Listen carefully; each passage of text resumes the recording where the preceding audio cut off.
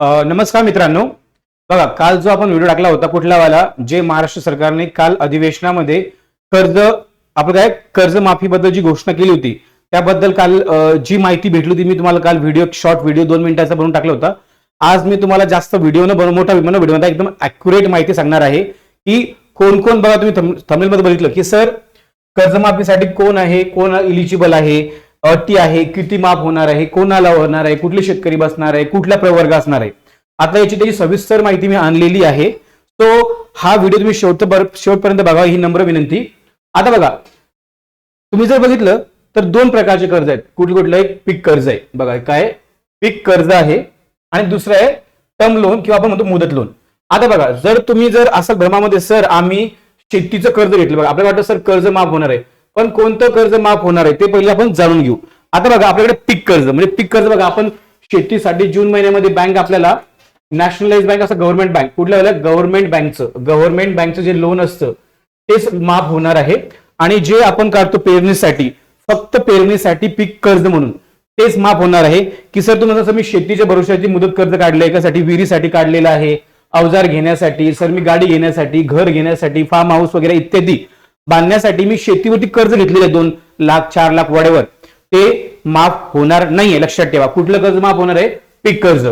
आता बघा सर त्याचा क्रायटेरिया काय काय, त्याचा क्रायटेरिया त्याचे सगळे बघून घ्या. आता बघा, सप्टेंबर योजनेचा लाभार्थी कोणत्या शेतकऱ्याला लाभ मिळणार आहे, कोणत्या शेतकऱ्याला लाभ मिळणार आहे. आता बघा 30 सप्टेंबर 2025 पर्यंत, बघा 30 सप्टेंबर 2025 पर्यंत कर्ज थकीत असेल, ज्याचे कर्ज कधी लोकांना, आता बघा सर लोक काय करतील, लगेच त्यांच्यामध्ये 30 सप्टेंबर दिले, सर 30 सप्टेंबर सांगितलं त्यांनी, मग तुम्ही म्हणता सर आता आम्ही घेतलं 30 जून 2025 घेतलं, म्हणजे आम्ही ह्या क्रायटेरियामध्ये बसतो का? पहिले तुम्ही समजून घ्या की कसं आहे काय. 30 सप्टेंबर 2025 पर्यंत कर्ज थकीत असेल आणि 31 ऑक्टोबर 2024 व त्यापूर्वी कर्ज घेतले असेल तर या योजनेचा लाभार्थी आहे. म्हणजे तुम्ही जर बघितलं ना, जर पकडलं तुम्ही की आता काय हे एक प्रोसेस डायरेक्ट बॅक्ट आहे, म्हणजे ही इनडायरेक्टली आपला गेम आहे, शेतकऱ्यांसोबत हा काय अन्याय आहे, ही आपली दिशाभूल आहे. काय दिशाभूल आहे. आणि म्हणजे त्यांनी सांगितलं 30 सप्टेंबर, मग काय कुठे थकीत असेल, म्हणजे हे 2000 तुम्ही सरासरी पकडा, काय 2024 31 ऑक्टोबर 2024 व त्यापूर्वी कर्ज घेतलं असेल तर त्या योजनेचा लाभार्थी आहे. म्हणजे तुम्ही पकडा की सर मग त्यांनी म्हटलंय की काय आहे, मग त्यांनी म्हटलंय 1 नोव्हेंबर, सर 1 नोव्हेंबर 2024 चा पण व्यक्तीच बसत नाही. काय 1 नोव्हेंबर 2024 पासून ज्याने कर्ज घेतले तोही या स्कीम मध्ये बसत नाही.